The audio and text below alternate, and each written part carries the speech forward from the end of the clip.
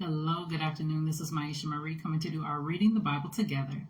And today we'll be reading Joshua chapter 8 from the New Living Translation, and we're going to go ahead and get started.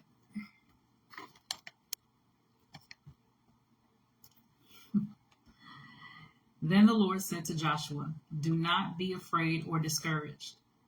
Take all of your fighting men and attack Ai, for I have given you the king of Ai, his people, his town, and his land.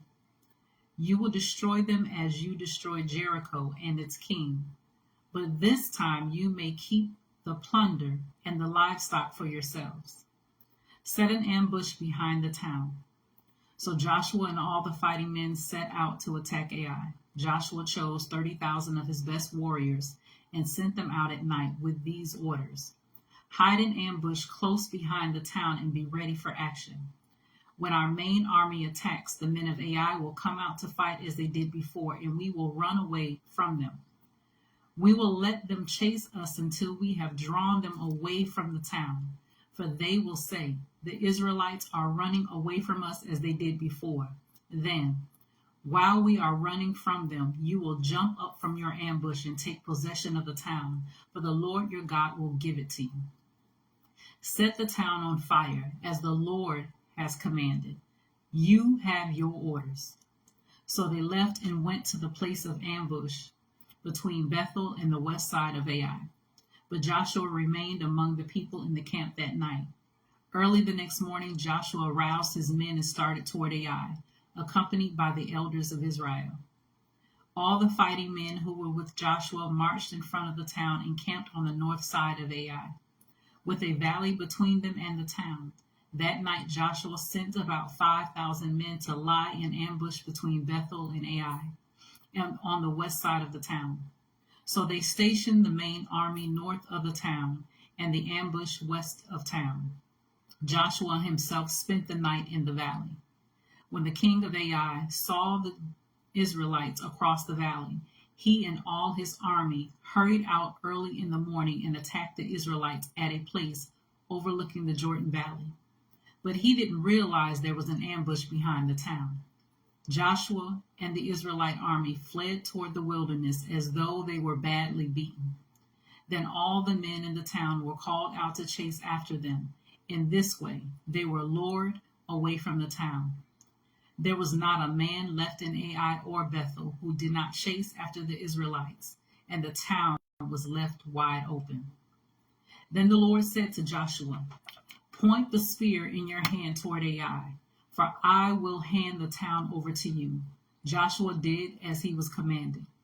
As soon as Joshua gave this signal, all the men in ambush jumped up from their position and poured into the town.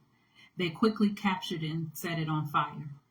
When the men of Ai looked behind them, smoke from the town was filling the sky, and they had nowhere to go.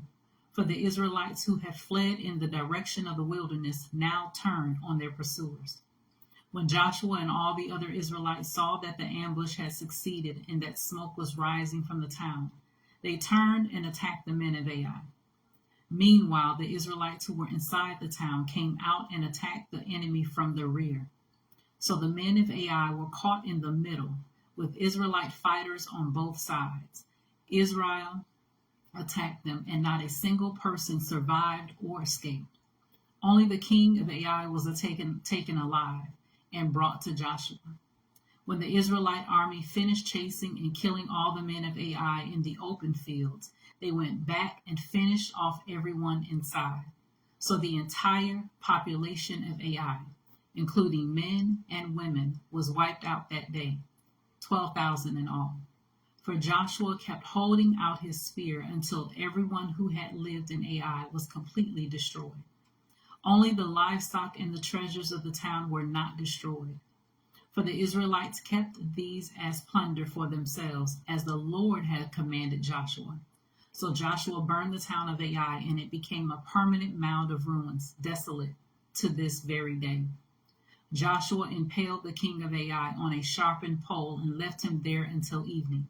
At sunset, the Israelites took down the body, as Joshua commanded, and threw it in front of the town gate.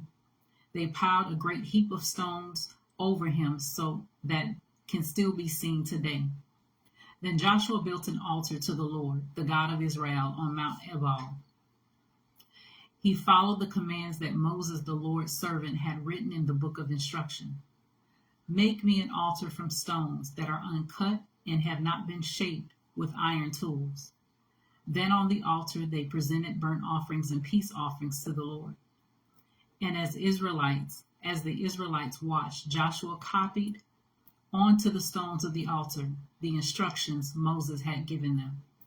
Then all the Israelites, foreigners and native born alike, along with the elders, officers, and judges, were divided into two groups. One group stood in front of Mount Gerizim, the other in front of Mount Ebal. Each group faced the other, and between them stood the Levitical priests carrying the ark of the Lord's covenant. This was all done according to the commands that Moses, the servant of the Lord, had previously given for blessing the people of Israel. Joshua then read to them all the blessings and curses Moses had written in the book of instruction. Every word of every command that Moses had ever given was read to the entire assembly of Israel, including the women and children and the foreigners who lived among them.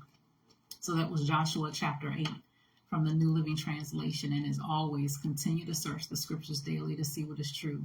Allow Holy Spirit to illuminate the word into your heart, your mind, and soul, bringing knowledge, understanding, and wisdom, and most of all, revelation and encounter with the Lord to know his true nature, his character, and how much he truly, truly loves you. You guys take care. God bless. And until next time.